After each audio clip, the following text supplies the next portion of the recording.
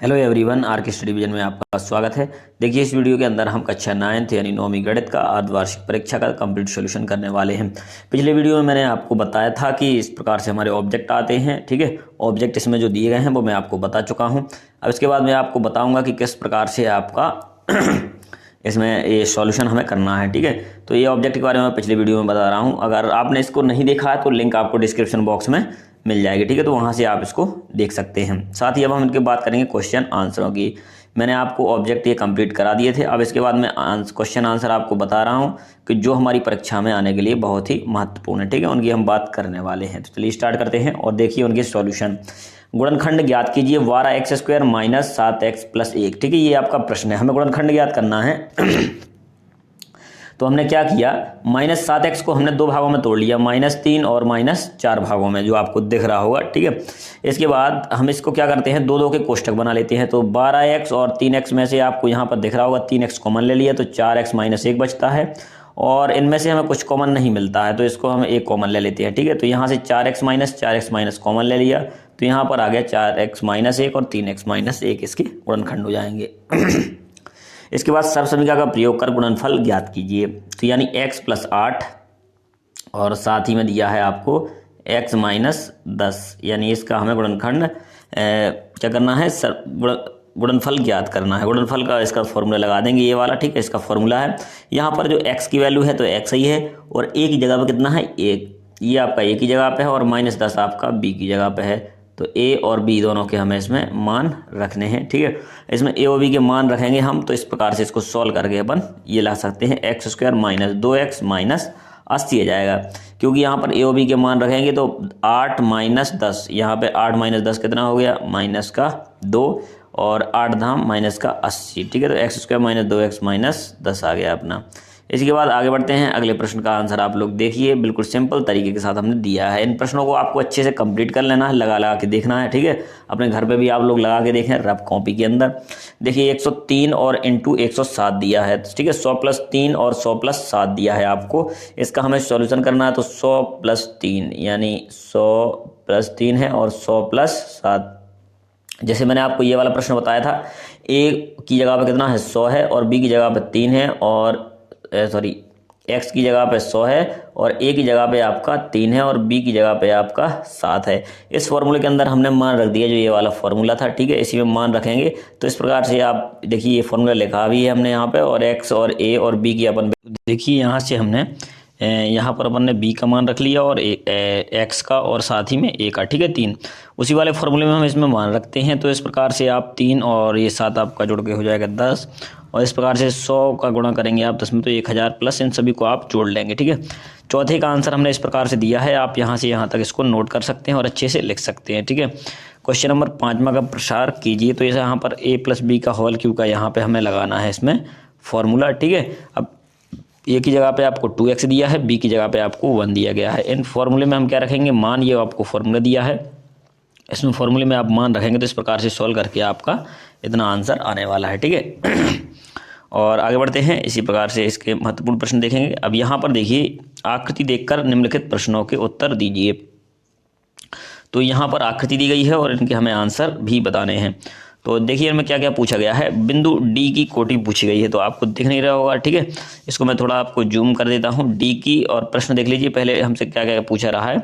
D की कोटि, बिंदु A का भुज, बिंदु B का चतुर्थांश और निर्देशांक द्वारा पहचाना गया बिंदु। ठीक है, ये सब कुछ पूछा गया है, तो यहाँ से अपन इसको देख लेते हैं। ठीक है, ये सब बिंदु दिए गए हैं। तो बिंदु D का जैसे भुज या कोटि पूछेगा, तो भुज के लिए हम ये लिखते हैं x का मान। ठीक है, 3 और -4, और आपका जो कोटि हो जाएगा वो 3 हो जाएगा। इसके हमने आंसर भी आपको दिए हैं। देखिए इस प्रकार से इन सभी के आंसर भी आपको देने वाले हैं हम। तो ये पहले का आंसर है, D की कोटि कितनी हो जाएगी, 3, और ये सेकंड का है, बिंदु A का भुज है 3। भुज का मतलब x निर्देशांक, कोटि का मतलब होता है y निर्देशांक। इसके बाद थर्ड वाला देखेंगे, बिंदु B चतुर्थांश में स्थित है, कौन से में है, चतुर्थ में। ठीक है, इसके बाद चौथा था, निर्देशांक द्वारा पहचाना गया बिंदु कौन सा होगा, तो ये आपका C है। इसके बाद प्रश्न नंबर 10, आकृति को देखकर निम्नलिखित को लिखिए। तो बी के निर्देशांक लिखना है, डी के निर्देशांक लिखना है, ए का भुज लिखना है और सी की कोटि लिखनी है। तो इस प्रकार से आपको हमने चित्र दिया है। आप अगर इन्हीं प्रश्नों को कंप्लीट कर लेते हैं तो गारंटी के साथ अच्छे नंबर आप ला सकते हैं 9th अर्धवार्षिक, और साथ ही में ये आपकी वार्षिक परीक्षा के लिए भी महत्वपूर्ण प्रश्न होने वाले हैं। तो इनको आप अच्छे से कंप्लीट कर लेंगे।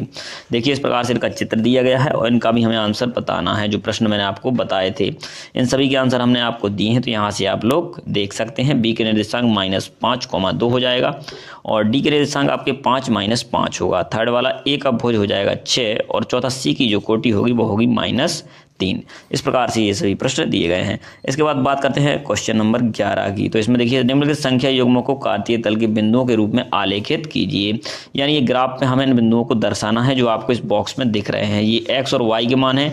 यानी जैसे ये दिया -3,7, यानी -3,7 किस चतुर्थांश में होगा, कहाँ पे ये स्थित होगा। ठीक है, इसके बाद 0 -3.5 इसको भी दर्शाना है, -1 और -3। ठीक है, ये पहला मान x का है, दूसरा वाला जो ब्रैकेट में दिया है ये y का है। ठीक है, बॉक्स के अंदर ये 4 क्या है, x और y के दोनों मान हैं। तो अब अगला प्रश्न देखते हैं। इसके बाद ये सभी महत्वपूर्ण प्रश्न है जो आपकी अर्धवार्षिक परीक्षाओं के लिए महत्वपूर्ण होने वाले हैं। तो इनको आप लोग अच्छे से तैयार कर लेना। त्रिभुज PQR, QP और RQ को क्रमशः S और T तक बढ़ाया गया है। कोण SPR बराबर 135 है और PQT बराबर 110 है। तो PRQ ज्ञात करना है। तो देखिए आपको इसका चित्र भी दिया है और साथ ही में पूरा सॉल्यूशन भी हम आपके लिए लेकर आए हैं। तो इस प्रश्न को आप अच्छे से तैयार कर लेना। ठीक है, तो ये देखिए इस प्रकार से इसका आंसर है और वीडियो लंबा हो जाएगा, नहीं तो पूरा मैं क्वेश्चन आपको सॉल्व करके भी दिखा सकता था, इसलिए मैंने इसका आपको सॉल्यूशन भी दे दिया है। ठीक है, तो आप लोग इसको नोट कर सकते हैं। और अगला प्रश्न देखिए क्वेश्चन नंबर 13 है आपका। इसमें देखिए क्या क्या दिया गया है। AB समांतर CD है और CD समांतर EF। इसका मतलब ये दोनों रेखाएं आपस में समांतर हो जाएंगी। जैसे ABC जो तीनों रेखाएं दिख रही हैं आपस में समांतर होंगी।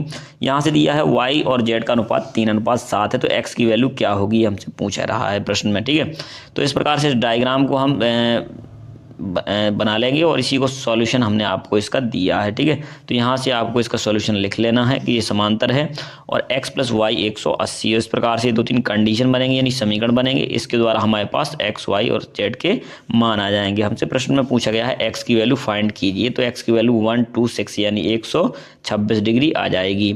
इसके बाद बात करते हैं अगले प्रश्न। ये सभी महत्वपूर्ण प्रश्न है, ये कई बार आपके पेपर में पूछे जा चुके हैं। ठीक है, तो इनको हमें अच्छे से कंप्लीट करना है।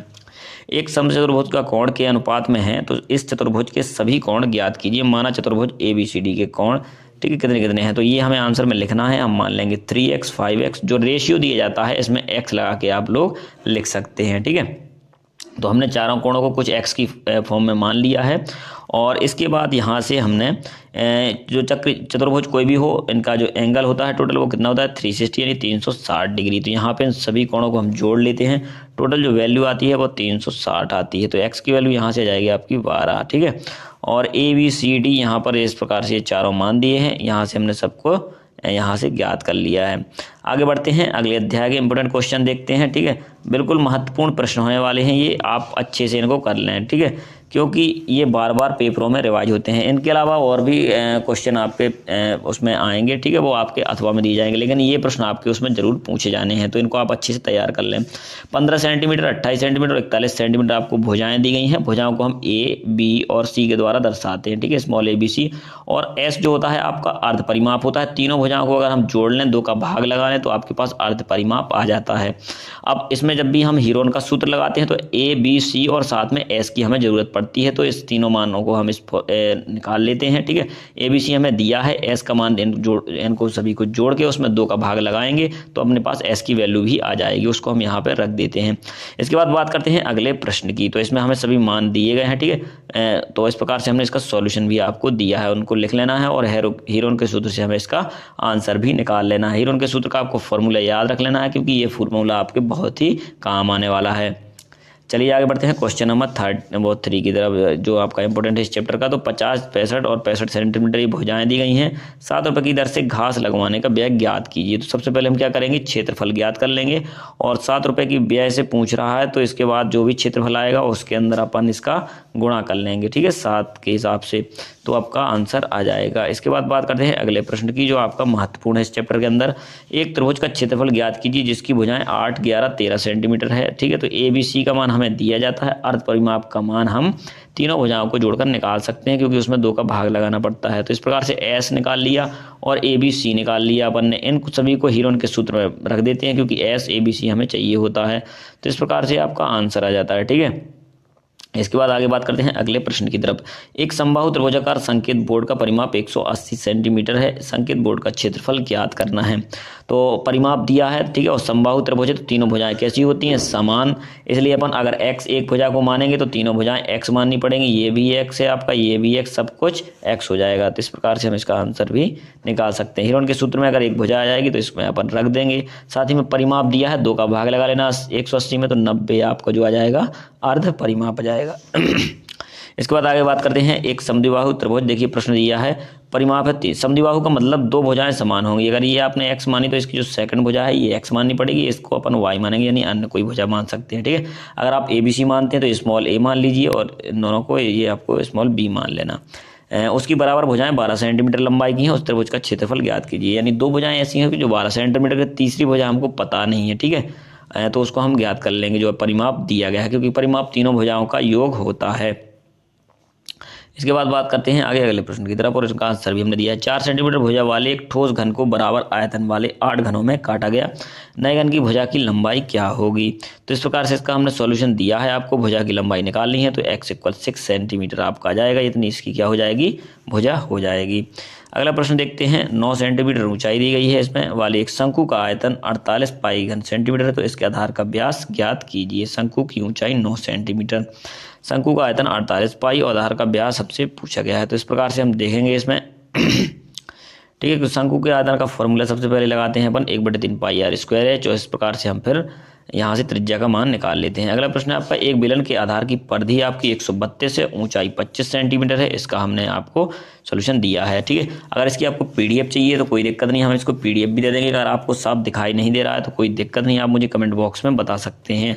इसकी PDF हम आपको दे देंगे, हमारा जो व्हाट्सएप ग्रुप है वहाँ पर इसकी मिल जाएगी। ठीक है, और आप हमारा जो सेकंड चैनल है उसकी लिंक भी आपको डिस्क्रिप्शन बॉक्स में मिल जाएगी, वहाँ पर अन्य पेपर भी प्रोवाइड कराए जाएंगे। आपके जैसे साइंस का, सामाजिक विज्ञान, इंग्लिश, हिंदी और जो भी पेपर हैं, संस्कृत, ठीक है, इन सभी के पेपर प्रोवाइड कराए जाएंगे।